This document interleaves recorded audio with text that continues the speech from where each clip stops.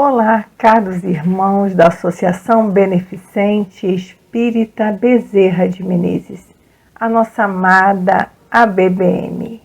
Estou muito feliz em participar dos trabalhos desta casa, que recebe e ampara encarnados e desencarnados, envolvendo a todos com o amor do Cristo Jesus.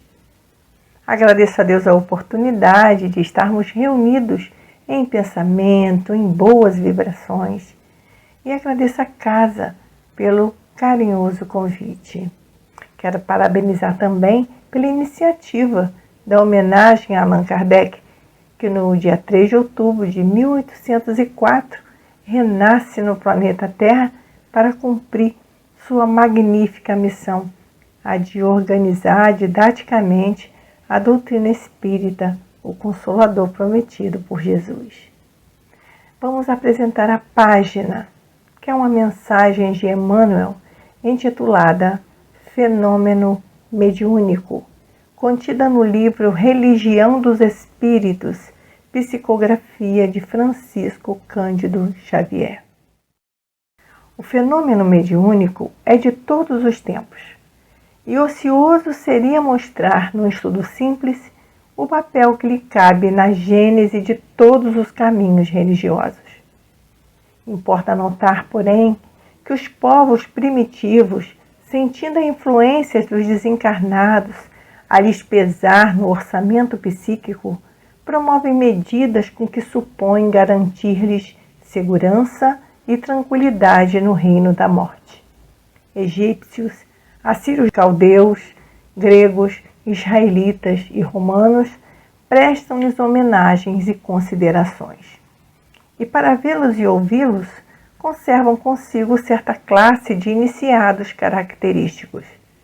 Equivalendo aos médios modernos, havia sacerdotes em Tebas, magos em Babilônia, oráculos em Atenas, profetas em Jerusalém e arúspices em Roma. Administrações e cometimentos, embaixadas e expedições, exércitos e esquadras movimentavam-se quase sempre sob invocações e predições. A civilização faraônica adquire mais largo esplendor ao pé dos túmulos. A comunidade ninivita consulta adivinhos e astrólogos. Especifica a tradição que a alma de Teseu, em refulgente armadura, guiava as legiões helênicas em maratona. Conta o Velho Testamento que dedos intangíveis escrevem terrível sentença no festim de Baltazar. A sociedade patrícia celebra as festas lemurianas com o intuito de apaziguar os espíritos errantes. Contudo, quase todas as manifestações de intercâmbio entre os vivos da terra e os vivos da espiritualidade evidenciavam-se mescladas de sombra e luz. No delírio de símbolos e amuletos, em nome dos mortos, estimulavam-se preces e libações, virtudes e vícios, epopeias e bacanais. Com Jesus, no entanto, recolhe o homem o necessário crivo moral para definir responsabilidades e objetivos. Em sua luminosa passagem, o fenômeno mediúnico por toda parte é intimado à redenção da consciência. É assim que surpreendemos o Divino Mestre afirmando-se em atitudes claras e decisivas. Não somente induz Maria de Magdala a que se liberte dos perseguidores invisíveis que a subjugam, mas também a criar em si própria as qualidades condignas com que se fará mais tarde a mensageira ideal da ressurreição. Socorre generoso os alienados mentais do caminho, desalgemando-os das entidades infelizes que os atenazam. Contudo, entretém-se ele mesmo com espíritos glorificados no cimo do Tabor. Promete a Simão Pedro auxiliá-lo contra o assalto das trevas, e tolerando-lhe pacientemente as fraquezas, na hora da negação, condulo pouco a pouco à exaltação apostólica. honorificando a humildade de Estevão, que suporta sereno as fúrias que o apedrejam, aciona-lhe os mecanismos da clarividência e o Marte percebe-lhe a presença sublime antes de se render à imposição da morte. Compadece-se de Saulo de Társio, obsidiado por seres cruéis que o transformam em desalmado verdugo, e aparece-lhe em espírito na senda de Damasco para ensiná-lo, através de longos anos de renunciação e martírio, a converter-se em padrão vivo de bondade e entendimento. E continuando-lhe o ministério divino, dispomos hoje, na terra, da doutrina espírita, restaurar-lhe as lições como força que educa o fenômeno psíquico, joeirando-lhe as expressões e demonstrando-nos a todos que não bastam mediunidades fulgurantes, endereçadas ao regozijo da inteligência no palanque das teorias ou no banquete das convicções, e sim, que, sobretudo, é inadiável a nossa purificação de espírito para o levantamento do bem eterno. E assim, Senhor, te agradecemos por todas as oportunidades, pelo estudo, pela noite de encontro, que possamos, Senhor, em harmonia, oferecer aos bons espíritos os fluidos desta noite. Esteja conosco, que assim seja, graças a Deus. Bem, caros irmãos, nessa quinzena de comemoração ao aniversário de Allan Kardec, o tema para estudo desta noite será os fenômenos espíritas na Bíblia e as irmãs Fox e as mesas girantes. Na Bíblia, livro considerado sagrado pelas religiões cristãs, encontramos inúmeros fenômenos mediúnicos dos mais variados tipos de mediunidade. Nós sabemos que na Bíblia nós não iremos encontrar nenhuma narrativa com a identificação de fenômeno espírita, visto que todos os fenômenos, todas as comunicações com os espíritos são denominadas espíritas a partir de Allan Kardec, porque ele que dá essa nomenclatura, que abre a introdução do Livro dos Espíritos, nos esclarecendo. Para coisas novas, precisamos de palavras novas. Assim o exige a clareza da linguagem para evitarmos a confusão inerente ao sentido múltiplo dos mesmos termos. Em lugar das palavras espiritual, espiritualismo, empregaremos para designar esta última crença as palavras espírita e espiritismo. A orientação divina que acompanha a humanidade através dos tempos, sempre tivemos e sempre teremos o amparo da providência divina. Então essa orientação, ela é transmitida aos povos pelos espíritos. E naquele tempo era transmitida ao povo através dos profetas, videntes, audientes, inspirados, que vieram à Terra na qualidade de missionários do Cristo, lembrando que o Cristo é o governador do planeta. Tudo o que o profeta diz não é mensagem sua, mas são palavras divinas, ou seja, espíritos superiores que fazem a intuição, fazem com que eles façam revelações, percebam a sua volta. Alguns videntes previam as situações, mas todas inspiradas pelos espíritos.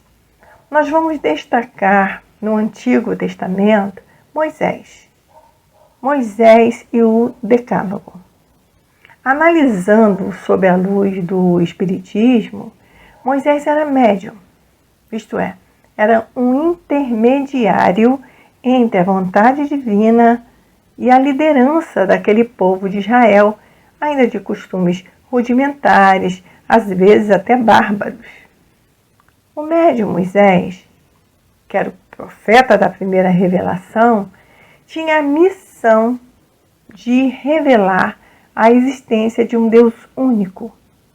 E ele recebeu então, segundo a Bíblia, e pela interpretação à luz da doutrina, podemos dizer que ele recebeu pela pneumatografia ou pela escrita direta em tábuas de pedra o Decálogo, que é um conjunto de 10 ensinos sobre o comportamento do ser humano em relação a Deus e em relação ao seu próximo. São essas leis, que Jesus afirmava que não vinha derrogá-las. Ele veio trazer uma nova clareza com um novo olhar. Como narra Herculano Pires na obra Visão Espírita da Bíblia, ele narra essa passagem de Moisés dessa forma. Primeiro, o Senhor fala a Moisés. Depois, Moisés reúne os 70 anciãos formando uma roda. E o Senhor se manifesta materialmente, descendo numa nuvem. Então aí nós temos a comunicação pessoal de Jeová a Moisés. E a seguir o fenômeno evidente de materialização de Jeová, através da mediunidade dos anciãos que estavam ali reunidos para esse fim, ali naquele momento, naquela tenda, para poder produzir e oferecer com a sua mediunidade o ectoplasma necessário para a materialização. Então essa nuvem é a formação de ectoplasma na qual o espírito vai se corporificar, materializar. Jeová era o espírito protetor de Israel, que se apresentava como Deus, porque a mentalidade dos povos do tempo era mitológica e os espíritos eram considerados deuses. Nós vemos então nessa explicação um conjunto de manifestações que hoje nós podemos classificar graças ao estudo criterioso de Allan Kardec como fenômenos mediúnicos. No Novo Testamento, também com registro de muitos fenômenos mediúnicos, desde a anunciação do nascimento de João Batista e o nascimento de Jesus, quando Maria recebe, aparece para Maria um anjo, um espírito superior que lhe anuncia a chegada de Jesus. E no decorrer da missão de Jesus na Terra, diversos fatos revelam a sua magnífica mediunidade. E nós vamos destacar 2 desses fatos. Um é Jesus e a transfiguração, que está transcrito em Mateus, capítulo 17, versículos de 1 a 8. Que essa transfiguração, como é que ela acontece, Jesus leva consigo ao monte, à noite, os discípulos Pedro, Tiago e João, que são médiuns de efeitos físicos. Eles são doadores de energias magnéticas conhecidas como ectoplasma. Então acontece a transfiguração, onde Jesus irradia intensa luz, clareando tudo ao seu redor. O seu rosto fica resplandecente como o sol. A sua roupa fica clara, emitindo luz. E nesse momento desse magnífico fenômeno, aparece Moisés e Elias, que conversam com Jesus Só que Moisés e Elias eram dois espíritos desencarnados, que naquele momento se materializaram. E eles eram assim, uma visão tão tangível, tão próximo, né, que Pedro tem a atitude de perguntar, né, a Jesus: se queres, levantarei aqui 3 tendas, uma para ti, outra para Moisés e outra para Elias. Então era um fenômeno que envolvia todos que estavam ali à volta. Esse é um dos fenômenos que não precisa ser vidente para ver, porque é a doação de ectoplasma que o espírito se materializa. Outro momento marcante, né, que é até citado no texto de abertura, na página de Emmanuel, é o encontro, né, de Jesus com Saulo, né, ainda Saulo. Quando Saulo sai na sua perseguição, Jesus então aparece para ele. Esse encontro na estrada, que Saulo, né, depois Paulo, se comove, se envolve e ouve Jesus.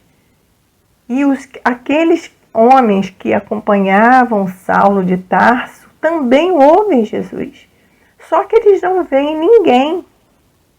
Jesus não aparece para eles. Saulo vê, mas os companheiros o ouvem.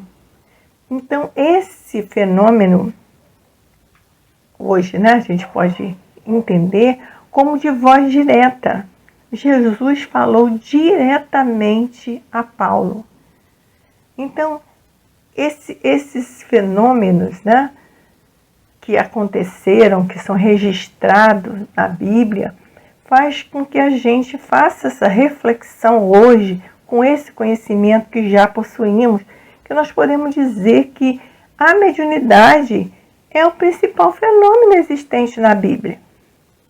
Porque a providência divina enviava as suas mensagens através dos homens e usando a mediunidade daqueles que ali estavam. Então, impulsionando a evolução da humanidade através da mediunidade dos profetas. E Jesus usou a sua magnífica, a sua excelsa espiritualidade e mediunidade para fazer o bem, deixar exemplificado os seus ensinamentos. Temos então a primeira revelação do cristianismo, feita através da mediunidade de Moisés e dos profetas, codificada na Bíblia. Nesta codificação era anunciada a vinda do Messias. Cumprindo a profecia, a segunda revelação veio com Cristo e foi codificada nos Evangelhos. E o Cristo nos prometeu que pediria ao Pai que enviasse o Espírito de verdade, que ficará conosco, estará entre nós, em nós, um outro Consolador. Então, no século XIX, surge a terceira revelação, a doutrina espírita, o Consolador prometido por Jesus. Sabemos que, como todas as outras revelações, fazia parte da programação do planeta e surge através da mediunidade. Ela seria ditada pelos espíritos. E a comunicação entre esse mundo material com o mundo espiritual, que sempre existiu, passou a ser encarada como um fenômeno natural.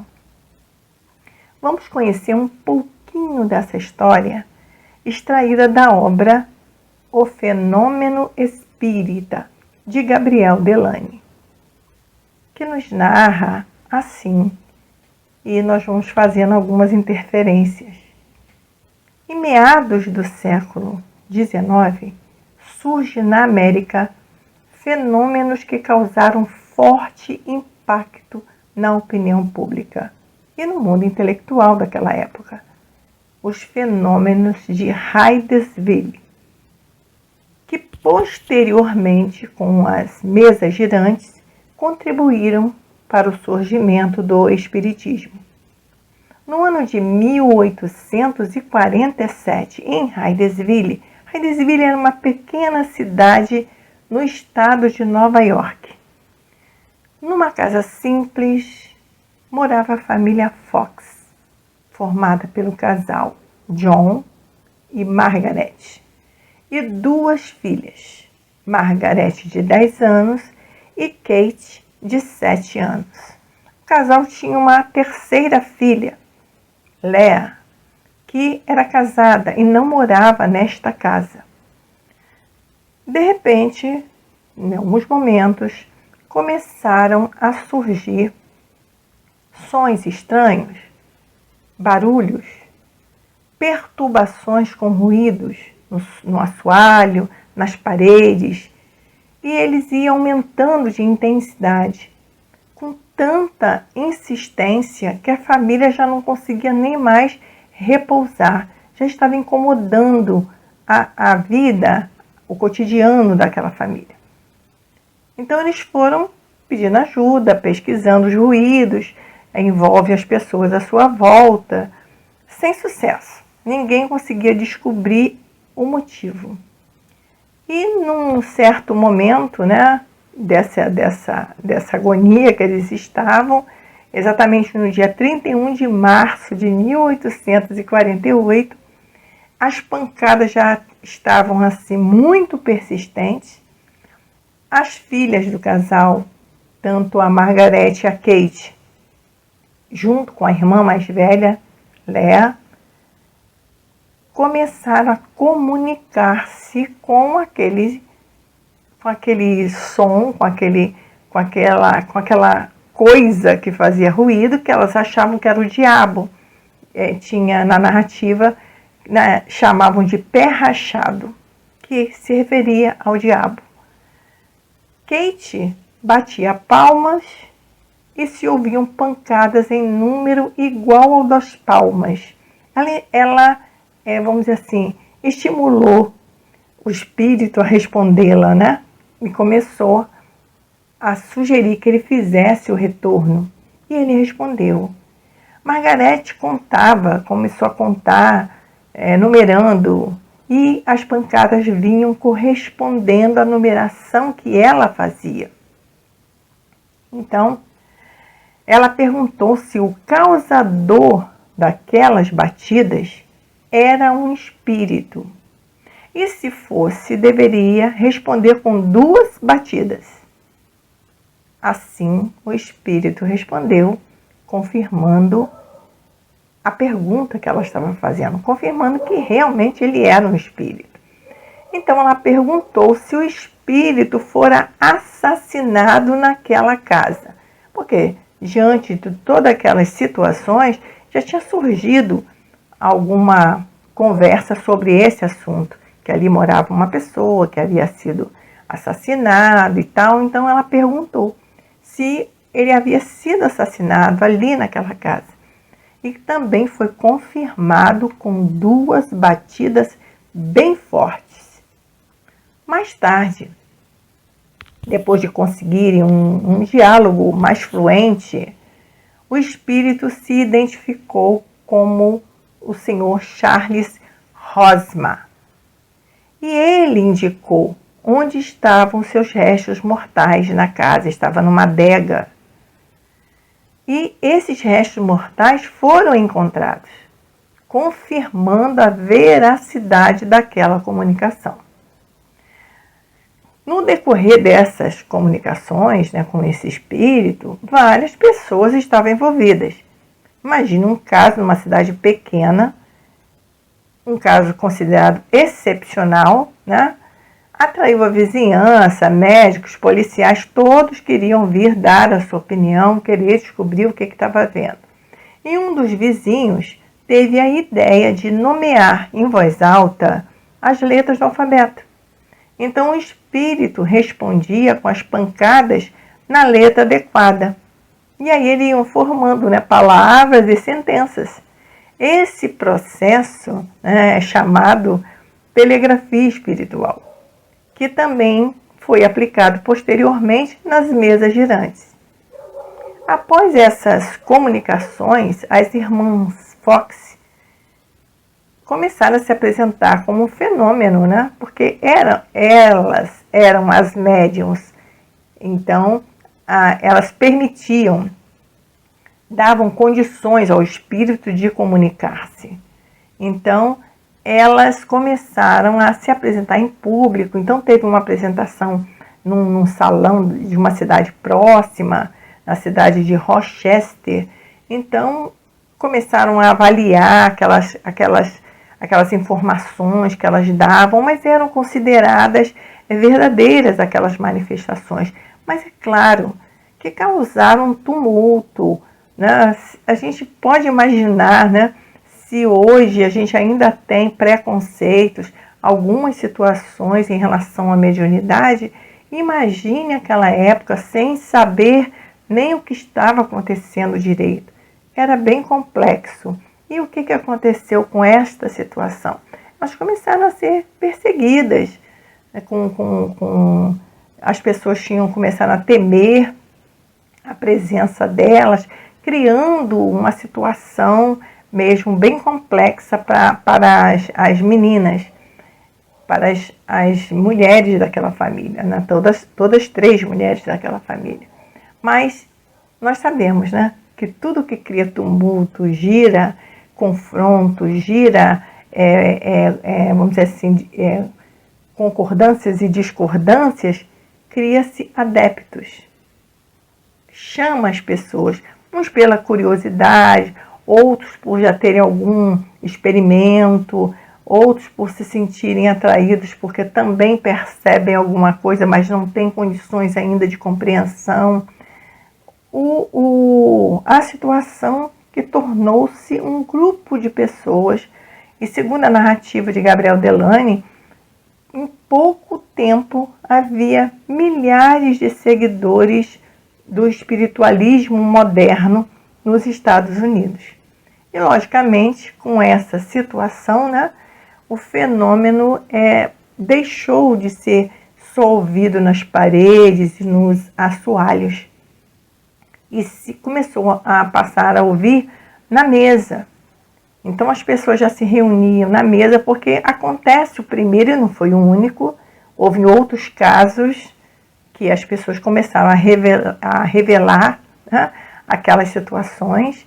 Então começaram percebe-se que era uma inteligência ali naquele momento, alguém que respondia. Então começaram a se reunir em torno de uma mesa e chamado de experimentadores. Não eram as pessoas que estavam ali fazendo realmente um estudo, uma experiência, vamos dizer assim, estudo profundo só mais tarde, mas era uma experiência, né? E como instrução dos próprios espíritos que sugeriram que eles fizessem esse tipo de organização. Então, as primeiras manifestações inteligentes, vamos dizer assim, eram produzidas pelos espíritos através das mesas. Então, as mesas levantavam, batiam com o pé, davam um certo número de pancadas, o que se, vamos dizer assim, que se combinava. Se der uma pancada é assim, se der 2 pancadas é não.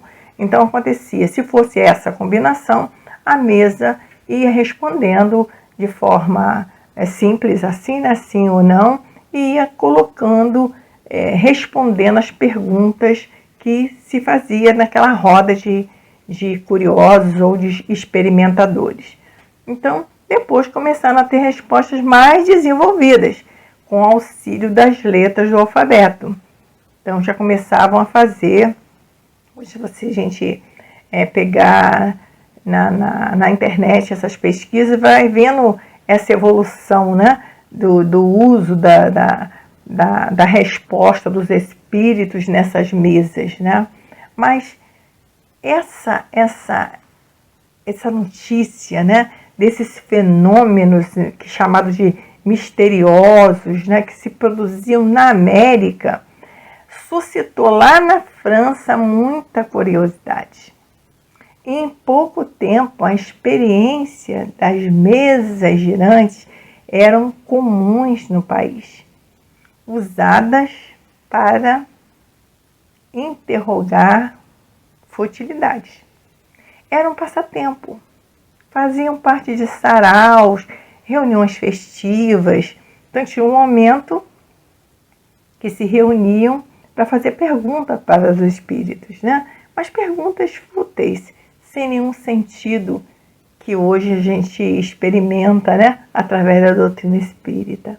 Então, logo, como aquilo estava um furor, né? Uma novidade, muitas reuniões em vários lugares, salões de festas, fazendo essas reuniões, a imprensa começou a publicar sobre essas estranhas manifestações, né? Informava, tecia alguns comentários e algumas pessoas se colocavam, né? Algumas pessoas vamos dizer assim, faziam algumas considerações, mas os intelectuais mesmos, eles não buscavam saber por que estava acontecendo aquilo, olhava com desdém aquele momento, até porque a forma como estava sendo usada levava esse tipo de comportamento de pessoas mais cultas, né? Não compactuavam com aquela situação, então também não pesquisavam esses porquês, não tinham essa curiosidade de algumas pessoas começaram a ter esse olhar.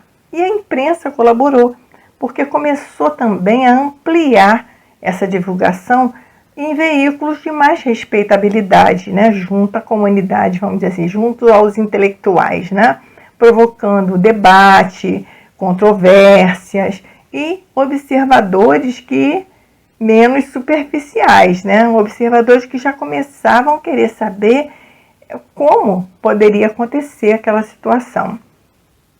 Em 1853, a Europa inteira tinha as atenções voltadas para esses fenômenos chamados de mesas girantes, mesas dançantes. Então já não era um fenômeno local, já não era só na França. Toda a Europa já estava envolvida com esses fenômenos, vamos chamar assim, né? Porque eram fenômenos. Então, se tornou o quê? O foco de discussões inteligentes. Então, o fenômeno produzido por essas mesas girantes estava cumprindo seu papel. Era como uma invasão organizada, né? Como disse o escritor Arthur Conan Doyle. Ele era um dos intelectuais que começaram a se interessar pelo fenômeno.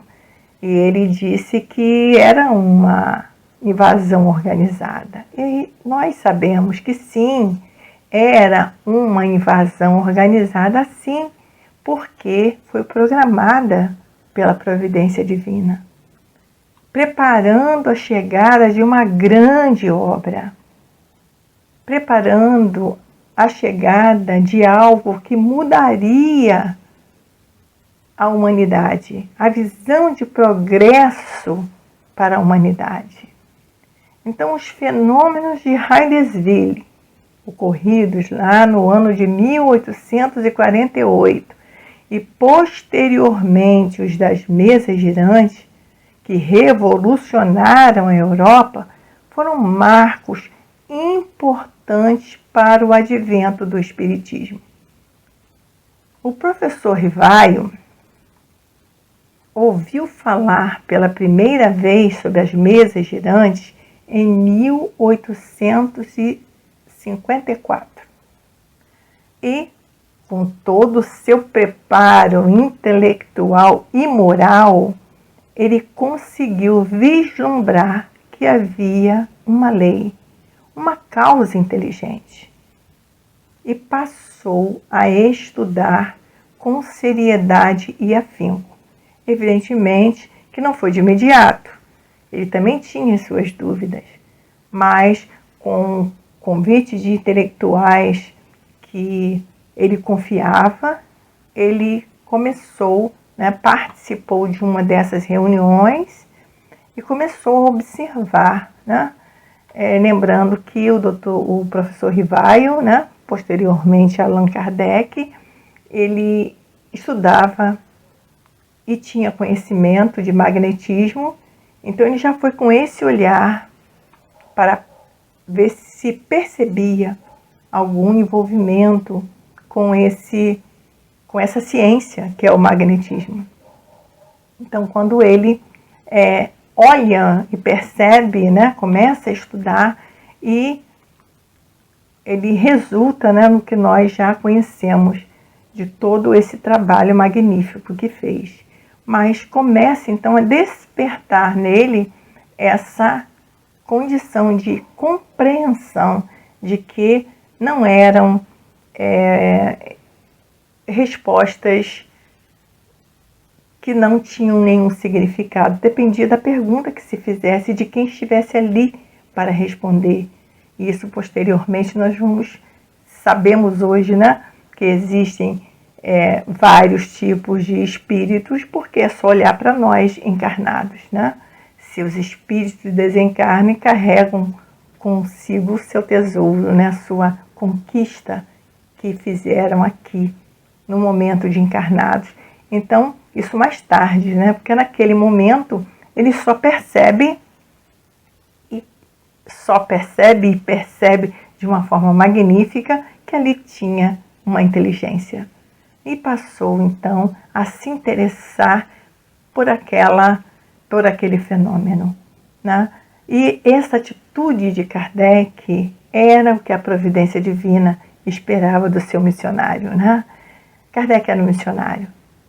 E então, mais tarde, ele utiliza, né, vai aprimorando a forma como os espíritos responderiam, e até chegar, né, à conclusão que não precisariam de outras formas de transmissão, que poderia ser através do médium com seu lápis, escrevendo as respostas que viriam, e a história se fez, né? Como registro Espírito Emmanuel na obra A Caminho da Luz, psicografia de Francisco Cândido Xavier, no capítulo 23, que diz assim: no século XIX, as lições sagradas do Espiritismo iam ser ouvidas pela humanidade sofredora. Jesus, na sua magnanimidade, repartiria o pão sagrado da esperança e da crença com todos os corações. E assim, queridos irmãos, vamos acompanhando os próximos estudos que essa quinzena vai nos oferecer, que mostrarão como Allan Kardec, com auxílio dos companheiros encarnados, dos médiuns indispensáveis para o trabalho que ele iria realizar, com o amparo dos espíritos de escola que participaram da organização, da codificação da doutrina, e orientados todos por Jesus, se dedicou, cumpriu sua missão, codificou a doutrina espírita, o espiritismo, o Consolador prometido por Jesus. Então, queridos irmãos, só temos que agradecer. Obrigado, Senhor, por todo o amparo. Obrigado por oferecer à humanidade mais uma oportunidade de crescimento através da doutrina espírita. Que possamos, Senhor, fazer jus, honrar os seus ensinamentos. Que possamos caminhar à luz da doutrina, na certeza de sermos filhos de Deus, compreendendo essa filiação divina. Saberemos respeitar a sua lei. Obrigada, Senhor. E esteja conosco sempre. Que assim seja. Graças a Deus. Obrigada, queridos irmãos. Muito obrigada. Fiquemos com Jesus.